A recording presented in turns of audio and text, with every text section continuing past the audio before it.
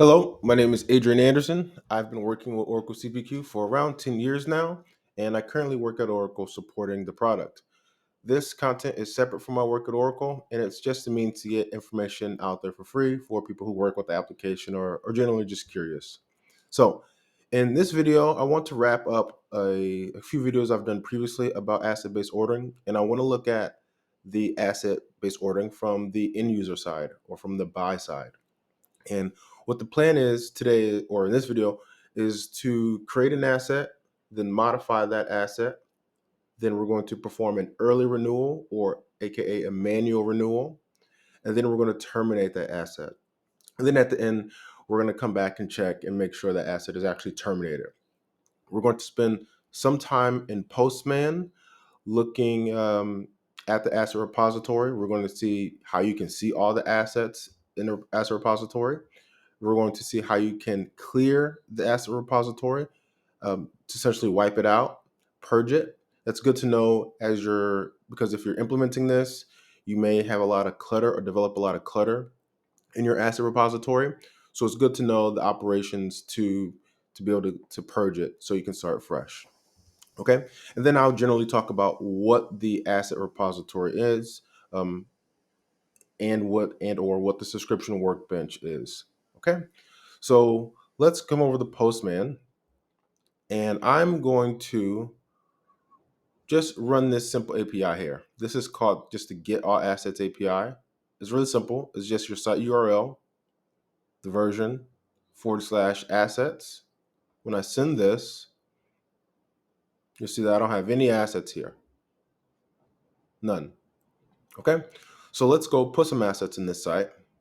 So I'm in a really fresh site, don't have any transactions. We'll start with creating a transaction.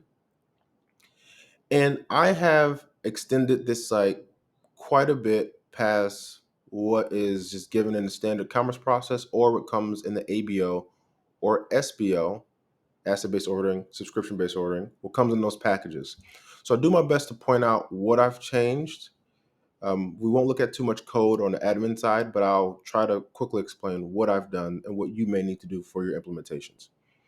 So if I were to click save here, I'm going to get a couple errors. Is a rule I put in intentionally because I want my users to give a transaction type. This transaction type is an attribute that I created.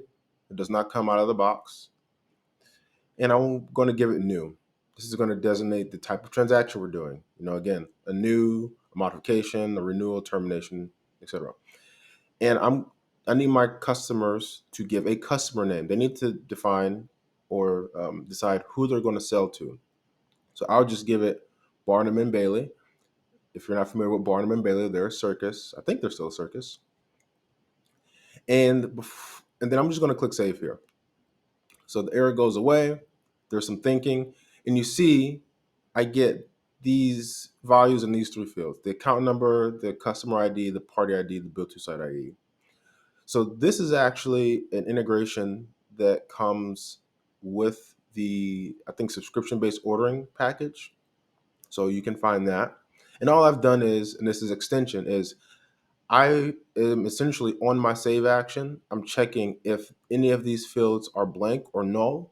And if any of them are, I'm going to call this action via REST API. So I'm going to do a self call. Self calls aren't the greatest thing to do in CPQ, but in this case, it's reasonable. For asset-based ordering, this is important. For asset-based ordering, the value in this field is what is most important. The value in this field is going to uniquely identify who we are selling to and who these assets belong to.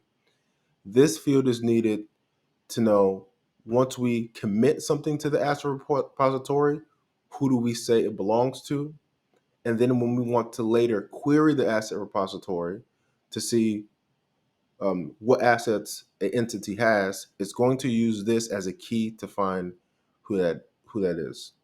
So even if you don't have this integration like I have, you need to expose this field or some way expose this field and have some way to put values in this field, even if you're just testing.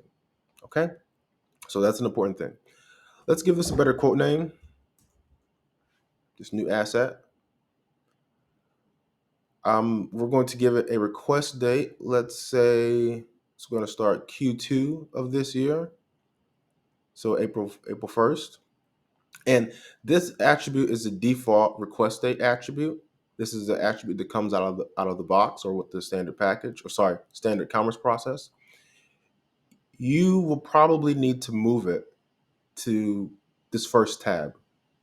I don't think it comes on the first tab immediately, so you can choose to move it here.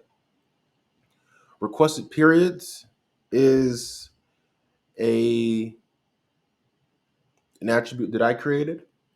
This is not one that comes out of the box. This is an attribute that I made because in the use case that I like to do, I want my users to enter how many periods they want. And I'm working on months only. So how many months is this term going to be? In this case, 60 months or 5 years. So let's save again to make sure everything's committed. We have everything we need, so we'll add a product. We'll just add something generic.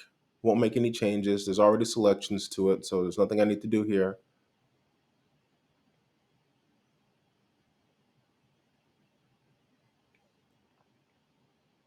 Okay, and we have our configuration on the transaction. So everything has an action code of add. Prices are here. Let's look at the dates because the dates are what's important. We see we have the request date. There's April 1st. That's congruent with what we gave at the header. Our asset start date is also April 1st.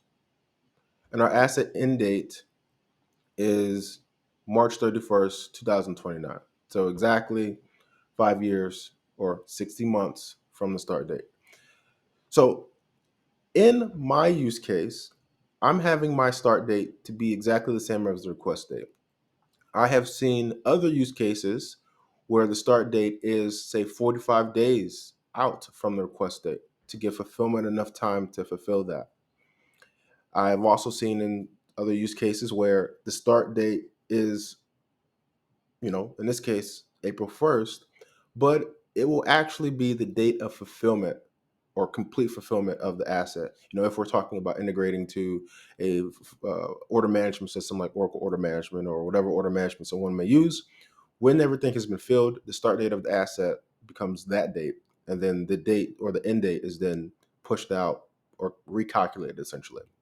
So I'm pretty simple in my use case because I'm not integrated with an order management system right now, and I don't think I need to mimic it for our discussions right now. But just know that this asset start date, asset end date, these dates until fulfillment are still kind of floating, if that makes sense.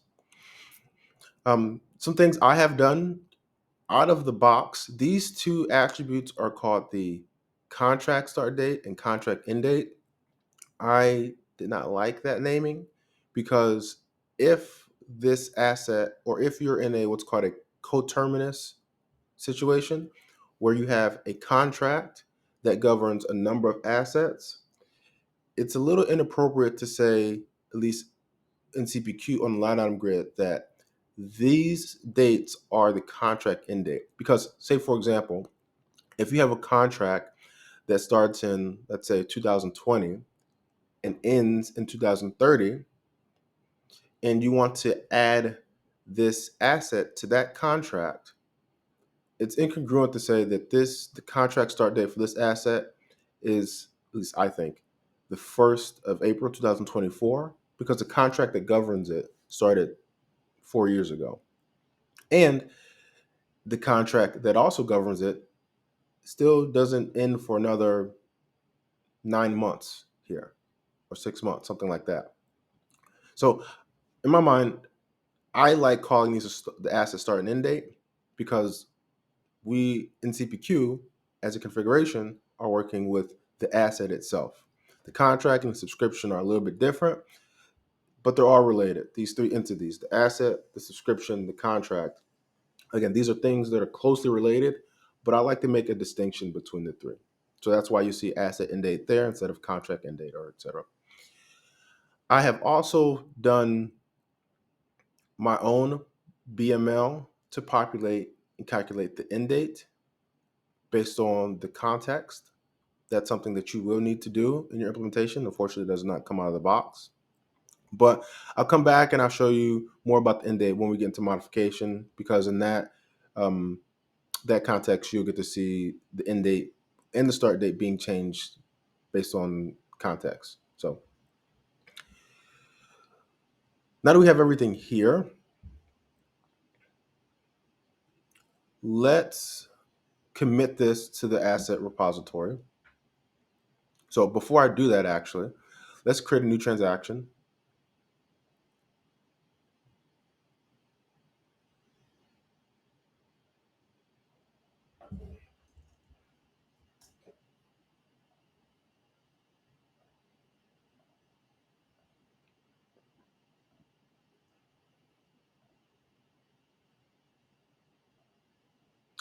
And we're going to make this modification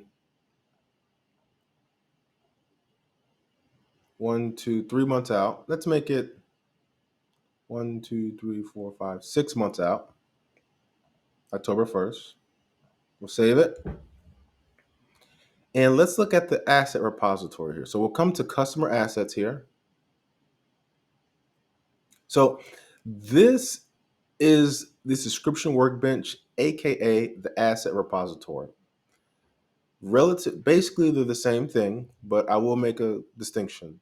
When I think of the subscription workbench, I'm thinking of looking at the asset repository filtered by the customer or whatever criteria you build. So the subscription workbench is asset repository filtered by the customer, or again, whatever criteria that you can define. When I think of the asset repository, I'm thinking of the whole thing, all assets stored in this repository. So hopefully that makes sense. But anyway, we see that it's empty now because there's no assets in here. At least not for this customer, but I showed you in Postman, there's no assets for anybody in this site. So let's click back. We'll come to our first quote. We're going to click this update asset action. This is what's going to commit our assets to the repository.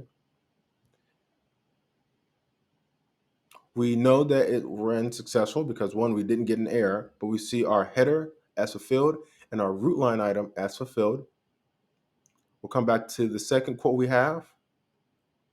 Again, the request date is 6 months after we originally requested this asset. So let's come to the asset repository. We see that we have our asset here for this customer, and we can be sure that this is the asset because I'm going to copy this asset key, come back to this first transaction, and I'm going to do a Control F, then paste it. And I see that this string matches the instance ID or the asset key of the root line, and then also the same here. Because in the asset repository, we only see the root asset. So, the subscription workbench, you only see the root asset. So we're going to select it. We're going to click modify. Now, I will note that if you have multiple assets in here, you can select multiple assets and click modify, but it will take you back to the transaction first, and then you need to choose which asset you want from line item grid and then reconfigure. When you only select one, it'll take you right into configuration. And then let's make some changes. Let's make a lot of changes here.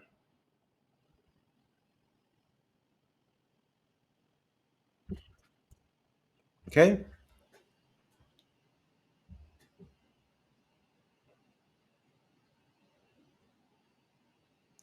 We've made our changes.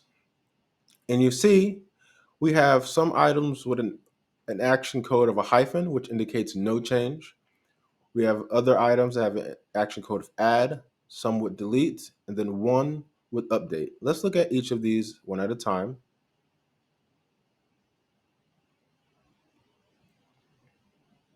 And we'll start with add. And let's pay attention to the dates.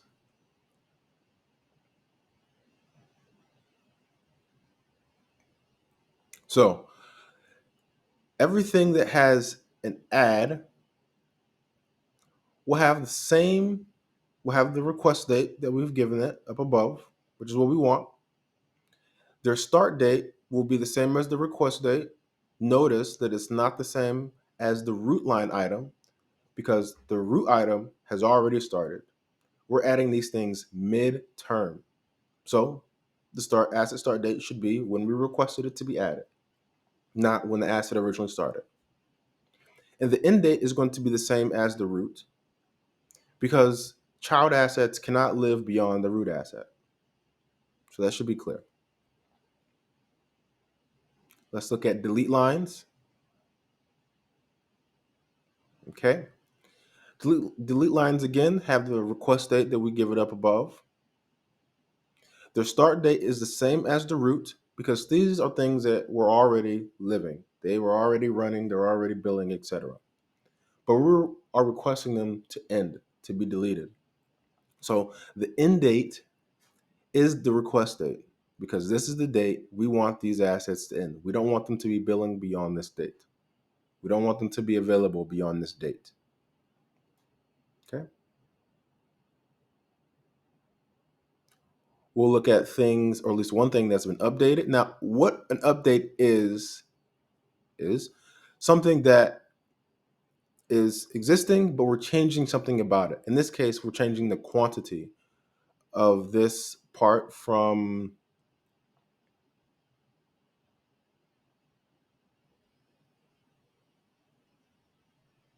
one, but no, the quantity is over.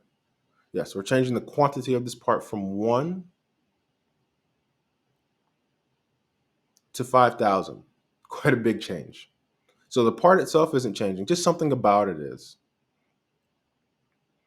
And you'll see that these dates, the request date is still, the 10th or October 1st, but the start date and the end date are still the same because again, we're just changing something about it, not the part itself. All right. And then let's just look at everything else, everything that has no change indicated by the hyphen.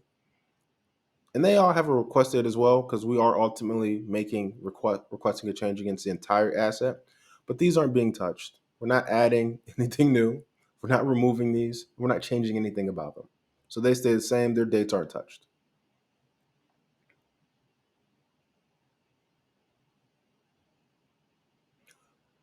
Okay. So again, the logic to get these dates, as I've described, was something I needed to come up with. So I know we said we weren't going to look at any BML, but I will pull it up quickly.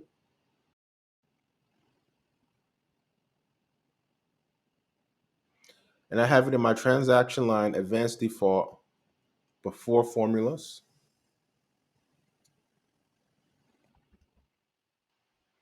And maybe I'll make this publicly available. Maybe not. We'll see. But again, this is where I'm doing all that logic.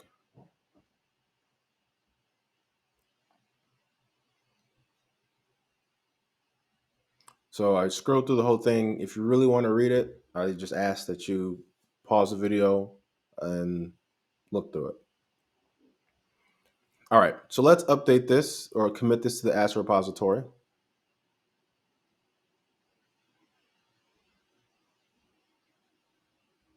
Okay, everything's committed. Now let's create our next transaction, and we are going to do an early renewal now, or a manual renewal.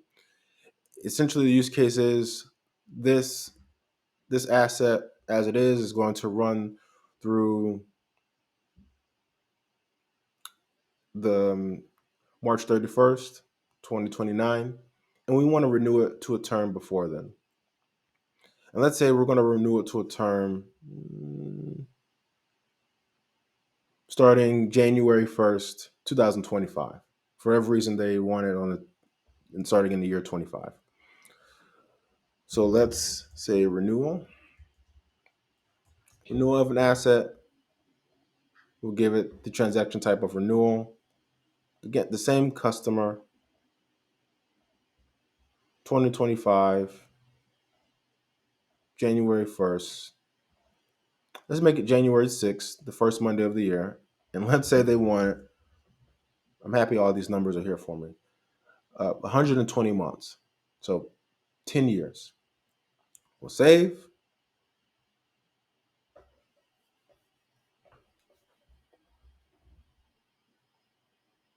We have everything we need.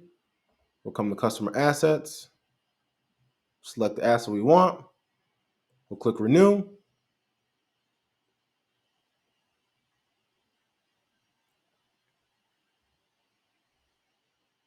And we see everything has an action code of renew.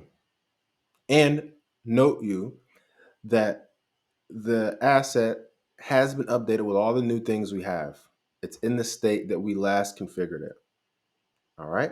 So most notably is we still have an amount of 5,000 for this item. Then all the new products we had are still there. If we look at the dates are pretty congruent. Everything starts at the request date, which is the 6th of January. So January 6th, 2025. Everything starts on January 6th, 2025. And everything is going to end 10 years later or 120 months later on January 5th, 2035. Okay, so that's straightforward. I'm just going to save, and then we're going to commit this to the asset repository. Everything's fulfilled. And let's do our last operation. We're going to terminate this asset. Let's say for whatever reason, the customer just isn't upset, just they're not happy. So they want to terminate. They want to do an early termination.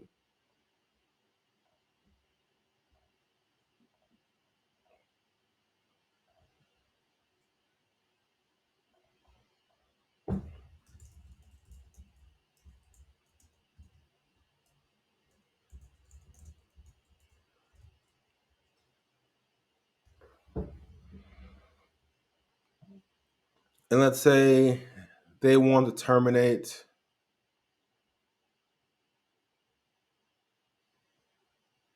Let's say they want to terminate it in 2030 on July 3rd.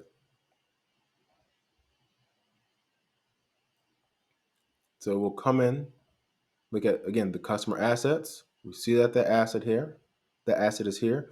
We'll click terminate.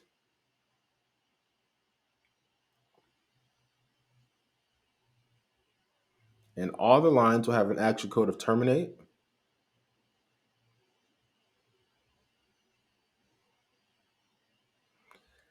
And we'll see again the request date is consistent to what we saw above.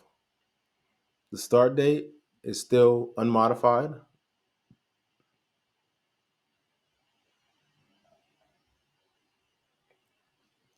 And the end date is the request date. Okay. So we'll again update this asset. We'll commit these changes to the asset repository.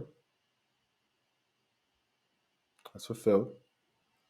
And let's create one more transaction for this customer just to check if we can do something against an asset, something against this asset past this termination date.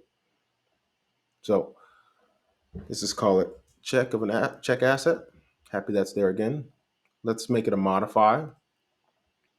Same customer. And let's go to October 17th, my birthday, of 2030. So again, this date is after the date of requested termination. We'll save.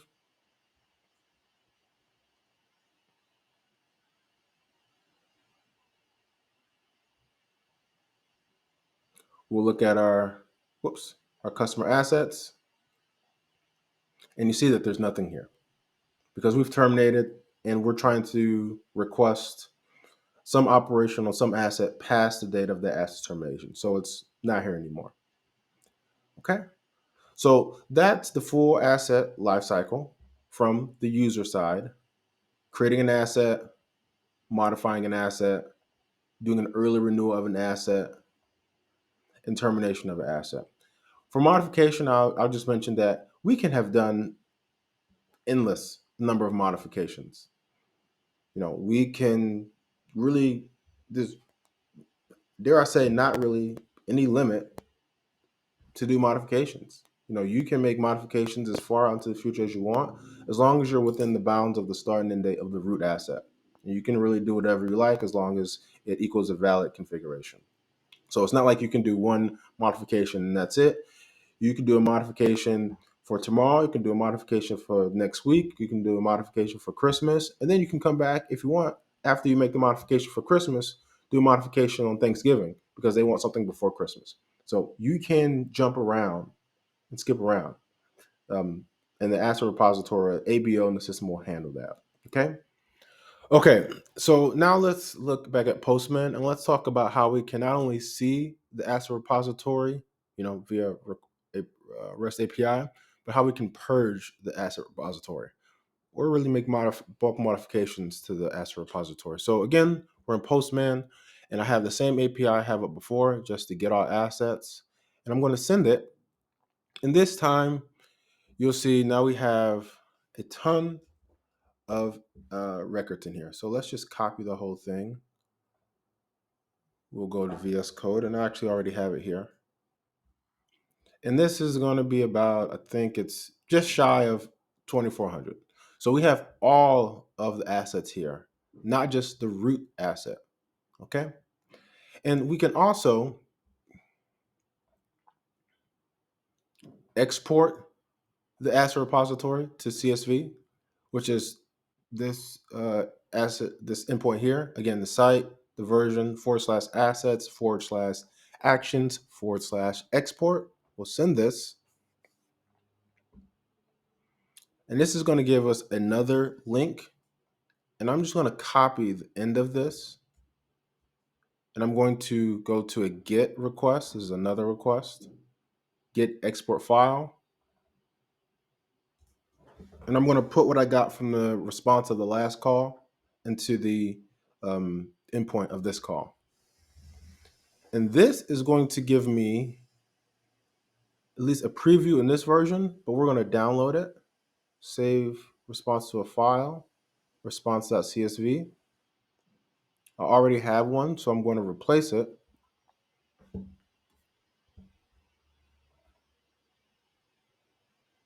we're going to open that up.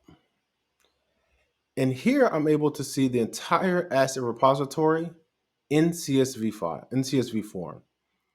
So this is very useful because you can see all the columns that you're having in your asset repository, even the ones you don't see in the user side, the subscription workbench. You can see any of the custom attributes that you add here, and I don't have any. And more importantly, as you're implementing this, you can see what values from the system, from CPQ, are being committed to the asset repository. So say, for example, let's see if we can find one. So say you do have contracts and you want to have the contract reference asset attribute hold the contract number. You would have to do some extension to get that value from the line item grid put into the asset repository. And I'll do more advanced videos to cover that. Or even if you create custom asset attributes that will usually be all the way to the right of this, and I don't have any, and you want to make sure that you're getting or you're putting values from CPQ into those custom attributes, this is a good way to determine that, just to export it via CSV and make sure you're getting what you pass. In the same way, vice versa. Say you want to pull something from the asset repository. When you bring assets from the repository to the line item grid, it's easy to look at this. Say you want to get the install date from the asset repository on to the line item grid, so you can consider it during your reconfigure actions or your modify actions. You could, come here and see what the variable name is and it being install date. So there's other things you can do here. The sync action column works very similar to other bulk actions in CPQ. We are going to purge this asset repository. So we're just going to put the sync action code delete all the way down. I'm going to save this. I'm going to close it. And then I'm going to come back to Postman. And I'm going to go to another endpoint, another REST API called the upload file. Now, I'm going to remove this so I make sure I have the latest version of this file. I'm going to open it, I'm going to add it here, and I'm going to send it. And this, what this does is it kind of puts the file on the server. It doesn't upload information to the server. There's another API for that. So we're going to take the end of this response. We're going to come to the import asset CSV file. And we're going to put the file name, here, just in the body. We'll send this. We'll get a response. And this is going to give us two responses. We can, I guess, look at this one, which is, again, the same action we are in. Actions import, actions import. But we are interested in the sync status. We used to get the status as a response, but we're not getting it. That's changed a while ago. We're really just going to take what's in the middle here. So you'll see, I'll come over to get asset upload status.